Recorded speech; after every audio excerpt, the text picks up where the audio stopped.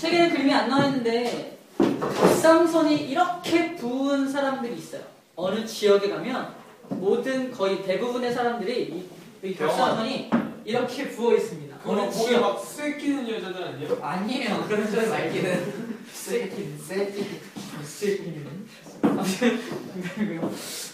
자, 이게 뭐냐면 갑상선 비대증이라는 증상인데 이걸 책에서는 플러스 강의 32쪽에 맨 위에 1번 플러스 강의 1번에 갑상샘종이라고 표현했어요. 갑상샘종. 이게 바로 갑상선이 이렇게 커지는 증상인데 왜 그런 일이 발생하냐면 이것 때문에 그렇습니다. 봐봐.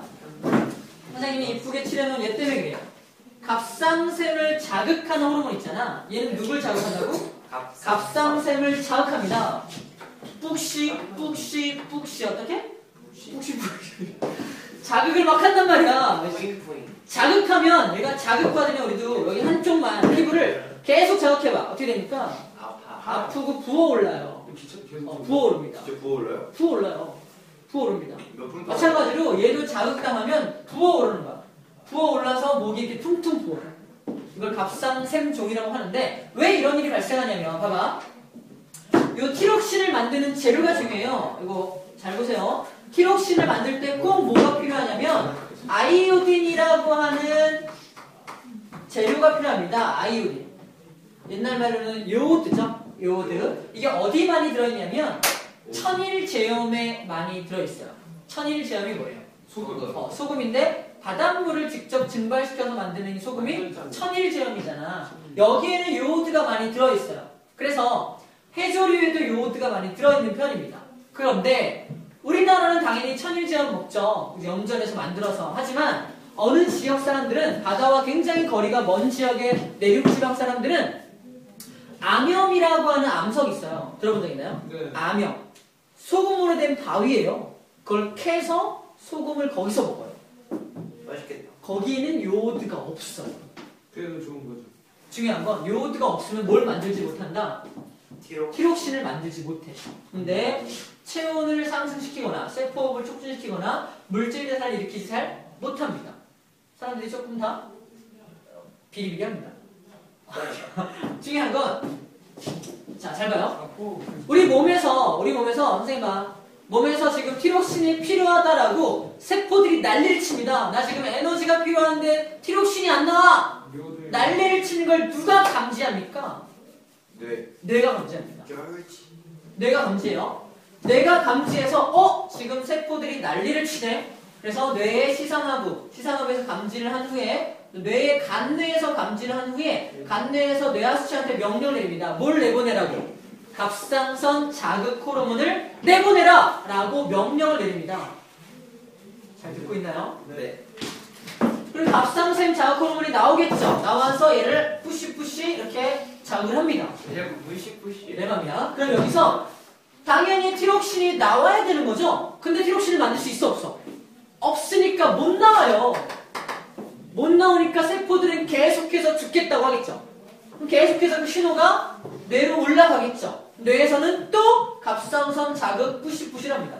야, 좀 내보내. 왜 안 해? 나 너무 귀여워. 자기가 요오드가 없단 말을 못하죠. 입이 없잖아. 그지? 못하고 계속 못 내보냅니다. 얘가 계속 이만큼 커질 때까지 못 내보내요. 이거 갑상샘종이라고 합니다.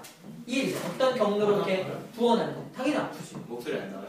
그 사람들 맨날 안 나올 수도 버티면서 있겠죠. 하는 거죠. 이런 사람들을 위해서 적십자라는 단체에서 요오드제를 이렇게 약으로 공급합니다. 짠 거 아니에요? 서로 짠 거 아니에요? 농담이고요. 진짜 아무튼 뭐 짜서 하는 뜻이 어쨌든 공급해주는 게 중요하다는 뜻이에요. 티록신을 공급하기 위해서. 짠 거. 됐죠? 그래서 갑상샘종이라는 게 그러한 원인으로 발생한다라는 거고요. 자, 이제 항상성에 대한 얘기를 본격적으로 할게요. 시간 한 15분쯤 남았습니다. 잘 보세요. 빠르게 할 거예요. 일단 항상성이라는 건 항상 같게 유지시켜주는 성질입니다. 네. 뭐에 대해서? 호르몬. 호르몬에 대해서? 아닙니다. 봐봐. 신체. 이 정의가 시험 문제입니다. 외부의 환경 변화예요. 외부의 환경 변화입니다. 또는 외부의 변화예요. 외부가 환경이 변화하더라도 신체 내부는 변화하면 돼야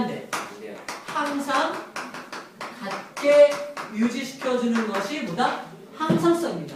그럼 뭘 같게 만들어줘야 하느냐? 호르몬의 양과 혈당량과 체온과 체액 농도 같은 것들을 항상 같게 유지해요. 시험 문제는 이겁니다. 외부의 환경 변화를 빼먹으면 안 돼. 자기 신체 내부에서 변화가 일어나는 것들은 항상성 유지가 아니에요. 그치? 자기가 뭐 병에 걸려서 혈당량이 떨어져. 그치? 이런 것들은 어떻게 보면은 항상성을 유지를 못 하잖아. 그렇게 되면 유지를 못 하잖아. 항상성 유지를 위한 어떤 기작이 발동하지 않는 거예요. 외부가 환경이 변화하게 되면은 내 몸에서 어떤 변화가 일어나서 그거를 거부하고 계속 같게 유지시켜주려는 성질이 요 항상성이라는 정의입니다. 그래서 요 외부 환경 변화에 대해서 내부를 항상 같게 만드는 거다라는 거 꼭 기억해 주도록 하고요. 호르몬의 양을 조절하는 방법부터 얘기할게요. 내가 호르몬이 너무 많이 나와도 안 되고 너무 적어도 안 되죠. 항상 같게 유지해야 되죠. 그지? 항상 미량을 유지해야 되는데 유지하는 방법입니다. 먼저 갑상샘에서 나오는 호르몬 이름이 뭐예요? 여기 있잖아요. 티록신이죠? 티록신이 너무 많이 나와. 그러면 몸에서 너무 많은 열이 발생하고 세포호흡이 많이 촉진되겠죠. 그럼 세포들이 너무 많아요! 라고 그러겠지. 누가 감지합니까? 네. 간내에서 감지합니다. 간내 바로 밑에 있는 게 시상하부고 시상하부 바로 밑에 있는 게 뇌하수체예요. 그래서 간내 시상하부의 뇌하수체다라고 표현합니다. 간내는 들어봤는데 시상하부 처음 들어보고 뇌하수체 처음 들어보죠? 요거 돋보기에 시상하부가 뭔지에서 나와 있어요. 그냥 간내 밑에 있는 거라고 나와 있어요. 별거 없습니다. 간내 밑에서 실제 명령을 내리는 중추가 뭐예요? 중추가 시상하부라고 부르고요. 어쨌든 시상하부라는 말은 시상하부에 연결되어 있는 뇌하수체를 명령을 만듭니다. 뇌하수체한테 명령을 내려. 야, 뇌하수체 호르몬 내보내서 갑상샘 일 좀 그만하라고. 잘 봐요. 지금 세포들이 너무 티록신이 많아요 라고 신호를 보냈죠. 누구한테? 간내한테. 간내가 감지해서 뇌하수체한테 명령합니다. 야, 뇌하수체 갑상샘 자극 호르몬. 갑상샘을 자극하는 호르몬을 야 적게 내보내. 적게 내보내면 갑상샘이 자극이 덜 되겠죠. 그러면 티록신의 양도 줄어들겠죠. 이 세포들은 너무 많다라고 표현했던 거에 대한 답을 얻었죠. 적어진 거니까. 있습니까? 이런 식으로 호르몬이 너무 많을 때는 적게 유지시켜준다는 겁니다. 이걸 억제라고 하죠. 억제. 억제하는 과정이에요. 억제. 반대로 촉진하는 과정은 반대입니다. 반대로 갑상샘에서 티록신을 너무 많이 내보내. 그지? 아니지, 반대죠. 너무 적게 내보내. 너무 적게 내보내니까 표적세포들이 죽겠다고요. 아, 힘들어. 좀 물질 대사는 촉진시켜줘. 호흡 좀 촉진시켜줘라고 이렇게 올리면 누가 그걸 인식합니까? 간내가 인식하고 간내에서 이번엔 뇌하수체한테 야, 갑상샘을 자극을 좀 많이 해야겠다. 호르몬을 많이 내보내겠죠. 갑상샘이 많이 자극돼서 티록신을 많이 내보내겠죠. 그런 식으로 표적세포한테 응답을 해주겠죠. 이런 식으로 촉진시키기도 하고 억제하기도 하면서 호르몬의 양을 적절하게 조절해주는 기능을 하는 게 뭐다? 간내다라는 겁니다. 호르몬의 양도 적절하게 유지시켜주는 거니까 뭡니까? 항상성 유지죠. 두 번째, 혈당량입니다. 혈당량이 뭐예요? 혈액 속에 당의 양이에요. 당은 뭐예요? 포도당입니다. 혈액 속에 포도당의 양을 조절하는 거예요. 전체 혈액의 몇 퍼센트? 0.1%로만 유지해야 됩니다. 유지하는 방법은 누굴 이용하냐면 간을 이용해. 간. 누구 때문이야? 간 때문이야. 어떻게 하냐? 자, 이 혈당량 조절하는 게 누구였어요? 이자가 하는 거죠. 이자가 어떻게 하냐? 이자에서 먼저 혈당량 수치가 너무 높아. 너무 높으면 무슨 호르몬이 나와야 돼요? 인슐린. 혈당량을 낮춰주는 인슐린이 나와야 되죠? 이자에서 인슐린이 나옵니다. 인슐린이 나와서 간에다가 명령을 하면은 인슐린이 무슨 역할을 하냐? 인슐린이 간 옆을 지나가는 요 혈관에서 포도당을 빼다가 간으로 집어넣어서 간에다가 차곡차곡 쌓아놓습니다. 이걸 뭐라고 부르냐면 글리코젠이라고 해요. 글리코젠의 형태로 막 쌓아놔요. 그러면 피 속에서 혈당을 뺀 거니까 혈당량이 떨어지겠죠. 맞습니까? 이런 식으로 혈당량이 너무 높을 때 다시 낮춰줘요. 항상성을 조절한 거죠.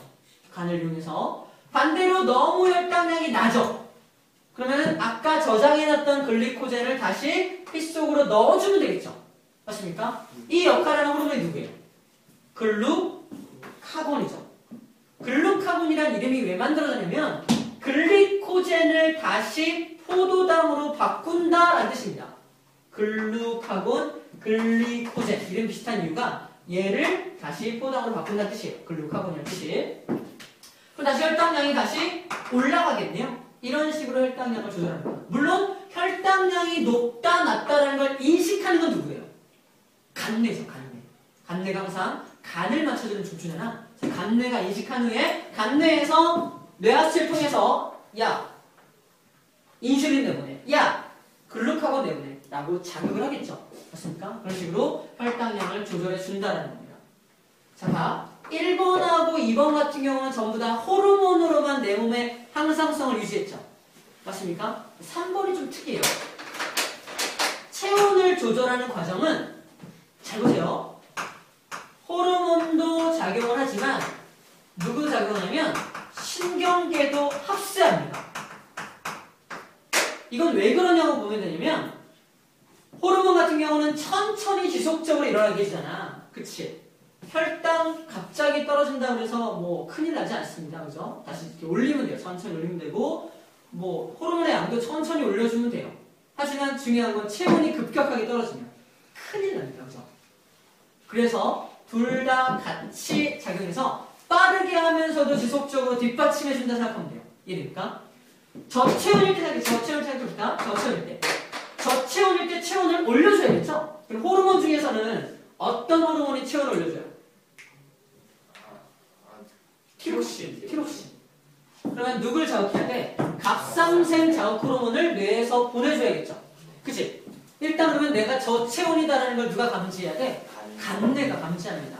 감지해서 뭘 나오게 합니까? 첫 번째, 저체온일 때 티록신이라는 것이 많이 나오게 해줘야 돼. 맞죠? 반대로 너무 체온이 높을 때는 티록신이 많이 나오지 않게 해줘야겠네요. 맞죠? 요 과정까지는 알겠죠? 이게 호르몬에 의한 작용입니다. 두 번째, 신경계에 의해서는 어떤 일이 발생하냐? 너무 추우면 어떻게 돼요? 피부가 뭐가 돋아요? 털도 쓰고 닭살도 쳐. 잘 봐. 저체온일 경우에 밖으로 열을 뺏기면 돼야 안 돼요? 안 되죠. 열을 덜 뺏기려면 내 피부가 공기가 갖고 있는 표면적 있죠. 그걸 줄여줘야겠죠. 맞습니까? 피부가 공기와 닿는 표면적을 줄여주기 위해서 잘 봐요. 늘어져 있던 피부들이 여기 봅니다. 늘어져 있던 피부들이 쭉 수축돼요. 이해됩니까? 늘어진 피부들이 쭉 수축되면 봉우리 지는 거예요. 이해됩니까? 선생님 봉우리 지는 표면적이 더 늘어나는 거 아니에요? 아니요. 더 많이 늘어져 있던 걸 쭉 수축한 거예요. 이해됩니까? 표면적이 줄어드는 효과예요. 뭐가? 닭살. 이렇게 말이 웃기죠? 닭살이 돋으면 소름 돋잖아. 닭살이 돋으면 내 체표면적, 공기가 닿는 체표면적이 줄어들어서 밖으로 뺏기는 열을 줄여주는 겁니다. 누가 합니까? 나를 긴장시키고 나를 소름 돋게 하는 거. 무슨 신경? 교감신경. 그래서 신경계 중에서 누가 담당한다? 교감신경이 작용해서 내 몸에 소름을 돋게 하고요. 이게 바로 닭살이죠. 닭살을 돋게 하고 털을 세웁니다. 털을 세우는 이유는 이렇게 피부가 쭉 줄어드니까 이렇게 쓰겠죠. 쩍쩍쩍 씁니다. 그런 이유라고 생각하면 돼요. 그 다음에 피부 근처를 지나가는 혈관에 피가 많이 흐르지 못하게 만들어요. 왜요? 피가 많이 흐르면 피가 36.5도잖아. 근데 피가 많이 흐르면 우리 피부 근처에 피가 많이 흐르면 열을 많이 뺏길 거 아니에요. 그래서 피가 많이 못 흐르게 해요. 간략한 예로 우리가 아이스크림을 조금씩 안 먹고 이만큼을 한꺼번에 집어넣고 먹어요. 골 아파요. 골 때립니다. 골 때린다는 말이 뭐냐면 막 머리가 저린다 그러나? 그쵸? 한 번쯤 다 겪어봤죠. 그 이유가 뭐냐면 너무 차가운 게 들어가면은 여기 있는 피부 근처에 있는 혈관들이 다 수축하는 거예요. 쭉쭉쭉 수축합니다. 왜? 체온을 많이 안 뺏기려고 하는 작용이에요. 그래서 혈관이 수축해버리면 피가 통해요, 안 통해요? 잘 안 통하겠죠. 뇌로 피가 잘 안 통하니까 아픈 거예요. 이러니까. 그 이유예요. 그래서 중요한 건 체온 조절에는 호르몬뿐만 아니라 신경계도 같이 작용한다. 그리고 수축시키는 신경계는 교감신경이고 반대로 이완시키는 건 부교감이겠죠. 반대로 여기는 부교감신경이 그 반대 작용을 부교감 해줄 겁니다. 반대 작용을 해줄 거란 얘기예요. 다시 이완시키고 털을 다시 눕게 만들겠죠. 그리고 더 중요한 고체온일 때 플러스 땀을 나오게 해요. 땀을 나게 해서 여기 소름을 돋게 하는 거의 반대가 뭐냐면 다시 피부를 쭉 이완시키고 혈관을 확장시키는 거야. 혈관 확장시키면 혈관이 쭉 늘어나면서 거기서 혈장이 많이 빠져나옵니다. 그 성분 중에 일부가 땀이 돼서 나가는 거야. 땀을 증발시키면서 체온을 뚝 떨어뜨리죠. 고체온. 마찬가지로 신경이 하는 일, 신경이 하는 일. 맞죠? 자, 체액의 농도 아까 했습니다. 우리 체액의 농도를 결정해주는 호르몬은 누구냐면 바로 얘예요. 항인용 호르몬. 내가 운동을 겁나 했어. 땀을 많이 흘렸습니다. 내 몸의 체액의 농도가 높아요, 낮아요? 높겠죠. 왜? 물을 많이 뺐으니까 체액의 농도는 높은 거야. 더 이상 물이 빠져나가면 돼, 안 돼? 안 되지. 나가지 못하게 만들어야 되니까 뭐가 많이 나와야 돼? 항인용 호르몬이 많이 나와야 됩니다. 맞죠? 항인용 호르몬이 많이 나가면 오줌의 양 줄어들겠죠. 항인용 호르몬의 양과 오줌 양을 해서 서로 반비례까지는 아니고 서로 반대라고 보면 돼요. 자, 다음 물을 너무 많이 먹었어. 물을 많이 먹으면 체액의 농도가 옅어지고 묽어지겠죠. 묽어지게 되면은 오줌으로 물을 많이 빼야겠지. 항인용 호르몬이 많이 나가면 돼, 안 돼? 항인용 호르몬이 별로 안 나가야 오줌을 많이 넣겠죠. 맞죠? 이렇게 작용을 합니다. 체액의 농도 조절하는 것도 누가 한다? 호르몬이 한다는 것까지예요. 그러니까 지금 선생님이 말한 것들이 전부 다 이 책에는 그림으로 잘 표현이 되어 있어요. 이 그림을 통해서 읽으면서 선생님이 말한 거랑 매치시켜가면서 여러분들이 잘 정리를 좀 해줘야 합니다. 자, 여기까지가 전체 호르몬과 항상성에 대한 내용이고요. 자, 여러분들 숙제가 많겠네요, 오늘.